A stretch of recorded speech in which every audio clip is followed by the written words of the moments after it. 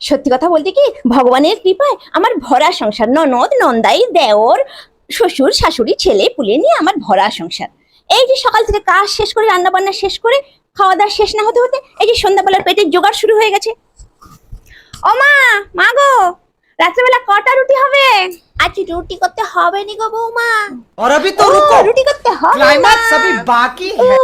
কি মজা, উল্টা দেবো, পাল্টে দেবো, রেস্টুরেন্টে খেতে যাবো। ও বৌমা, তোমাকে রুটি করতে হবে নি গো।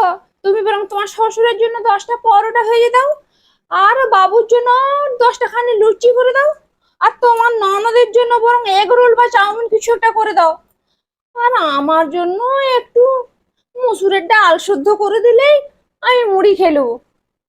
তোমাকে আর বেশি চিন্তা করতে হবে নি, ওইটুকু করলেই হবে। ঠিক আছে বৌমা, আজকে আর রুটি করতে হবে নি।